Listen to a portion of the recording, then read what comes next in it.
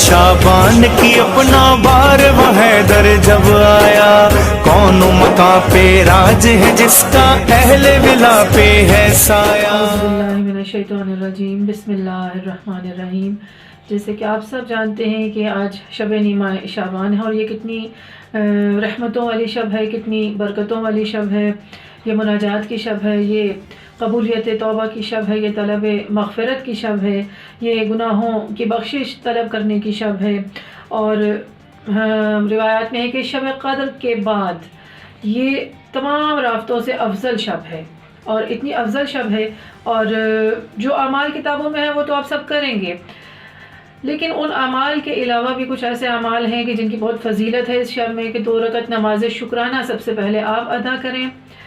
صرف اس لیے کہ پروردگار عالم نے صحت کے ساتھ یہ شب ہمیں عطا کی۔ یہ اتنی بڑی شب ہے کہ اس شب میں ہمارا سرپرست، ہمارا محسن، ہمارا سید و سردار فرزند زہرا کی ولادت کی یہ رات ہے۔ اس لیے تمام اعمال سے پہلے جو ہے غسل کے بعد نماز شکرانہ 2 رکعت کہ مولا تیرا لاکھ لاکھ شکر ہے کہ تو نے صحت کے ساتھ یہ رات عطا کی ہے۔ اور اس رات میں ایک اور جو عمل ہے وہ نماز جعفر طیار کا، اور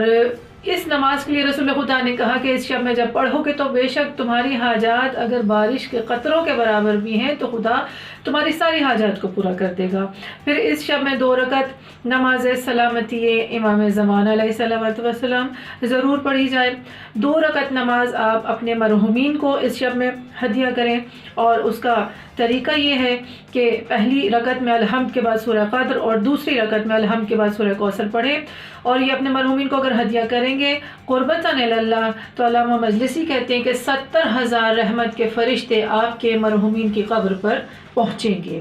اور اس میں 2 رکعت نماز مغفرت والدین، اور یہاں یہ بتانا ضروری ہے کہ اگر آپ کے والدین زندہ ہیں تب بھی آپ ان کو ثواب پہنچانے کے لیے نماز پڑھ سکتے ہیں۔ پہلی رکعت میں الحمد کے بعد سورہ اخلاص پڑھیں، دوسری رکعت میں الحمد کے بعد سورہ کوثر پڑھیں، اور اپنے سب گھر والوں کو، اپنے بچوں کو، آپ سب فیملی ممبرز کو اس کا ثواب دے سکتے ہیں۔ اور سلامتی امام زمانہ کی نماز آپ ضرور پڑھیے۔ اور 15 کی صبح جو ہے، جب صبح ہو جائے گی، باقی وہ اعمال جو بکس میں لکھے ہیں وہ تو آپ کریں گے، لیکن 15 کی صبح کو آپ دعائے ندبہ ضرور پڑھیے، زیارت آل یاسین ضرور پڑھیے، دعائے عہد ضرور پڑھیے، صدقہ دیجیے امام کی سلامتی کا، 100 بار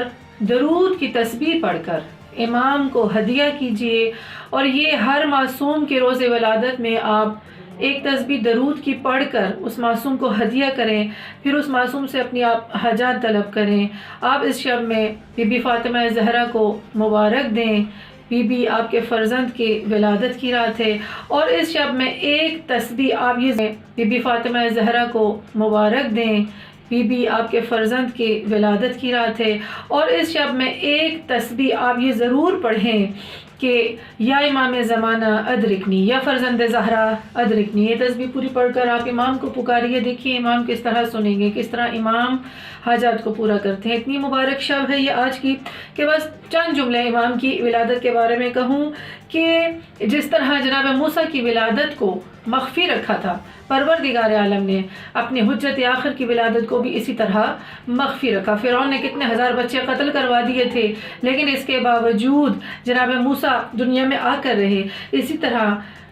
آپ کو پتہ ہے کہ ظالم بادشاہوں کی پوری کوشش تھی کہ خدا کی آخری حجت دنیا میں نہ آنے پائے، لیکن پروردگار عالم نے اپنی حجت کو بھیجنا تھا تو بھیج کر رہا۔ تو جب آج کی شب آئی تو بی بی حکیمہ خاتون فرماتی ہیں کہ میں اپنے بھتیجے مولا امام حسن عسکری علیہ السلام کے گھر میں تھی، تو میرے بھتیجے نے مجھ سے کہا کہ پھوپھی اماں آج کی شب آپ یہیں قیام فرمائیے۔ آج کی شب وہ مبارک شب ہے کہ جس میں پروردگار عالم اپنی آخری حجت کا ظہور کرے گا، اس کی آخری حجت کو آج دنیا میں آنا ہے۔ لیکن میں نے کہا میرے بیٹے کہ تمہاری کسی زوجہ میں ایسی میں آثار نہیں پاتی، تو کہا کہ بی بی نرجس خاتون کی گود میں وہ لال آئے گا، جبکہ نرجس بی بی میں مجھے وہ آثار نظر نہیں آ رہے تھے۔ لیکن میں رات کو رک گئی، جب رات کو آدھی رات کے بعد میں اٹھی، نماز تہجد ادا کی، نرجس خاتون میرے ساتھ اٹھی، انہوں نے بھی نمازیں پڑھی، اور تھوڑی دیر کے بعد مجھے ایسا لگا جیسے وقت نزدیک ہے، تو مجھے حجرے کے باہر سے मेरे भतीजे हसन अस्करी ने कहा कि फूफी अम्मा सूरह कद्र की तिलावत कीजिए। मैं भी सूरह कद्र की तिलावत करने लगी, बीबी नरजिस खातून भी सूरह कद्र की तिलावत कर रही थी और मुझे ऐसा लग रहा था जैसे बच्चा भी शिकम मादर में सूरह कद्र की तिलावत कर रहा हो। मैं थोड़ा सा हैरान हुई तो हसन अस्करी ने कहा फूफी अम्मा ये अम्र इलाही है, आप तअज्जुब न कीजिए। बस थोड़ी देर गुजरी थी कि मुझे ऐसा लगा जैसे मेरे और नरजिस खातून के दरमियान में कोई पर्दा हाइल हो गया है। मैं एक मरतबा घबरा के हुजरे से बाहर आई तो मेरे बेटे हसन अस्करी ने कहा कि फूफी अम्मा आप मत घबराइए, नरजिस अपनी जगह पर ही हैं। जब मैं अंदर आई हुजरे में और फिर नज़रों से वो पर्दा हटा, मेरी नज़र नरजिस खातून पर पड़ी तो इतना नूर था कि मेरी निगाह उस नूर की ताब नहीं ला रही थी और मैंने देखा कि वलीउल्लाह पिसर नरजिस मेरा लाल सजदे में था और मेरे लाल के दाएं बाजू पर ये आयत लिखी हुई थी जअल हक़ व ज़हक़ल बातिल व इन्नल बातिल कान ज़हूक़ा। और नौमौलूद इमाम हालत सजदा में थे और सजदे से सर उठाकर मेरे लाल ने कहा खुदाया वो वादा पूरा फरमा जो तूने मुझसे किया है, मेरे अम्र को मुकम्मल फरमा, मुझे साबित कदमी अता फरमा और मेरे ज़रिए से ज़मीन को अदल और इंसाफ से भर दे। मेरे मौला ने तशरीफ़ लाकर इस ज़मीन को अदल और इंसाफ से भरना है। हम सब मौला के मुंतज़रीन हैं, इंतज़ार करने वाले हैं। लेकिन बस आखिर में ये जुमले कहना चाहूँगी कि मौला का इंतज़ार बेशक अफजल इबादत है, मगर बग़ैर अमल के इंतज़ार का कोई फ़ायदा नहीं है। ये बड़ी बात है कि मौला की ज़ियारत नसीब हो जाए, बहुत नसीब वाला होगा जिसे मौला की ज़ियारत नसीब हो जाए। लेकिन ज़रूरत इस बात की कि हम खुद अपने आप को इस तरह तैयार करें कि इमाम की तवज्जो हम पर हो जाए। इलाही आमीन। शाबान की अपना बार वह दर जब आया, कौन मका पे राज है जिसका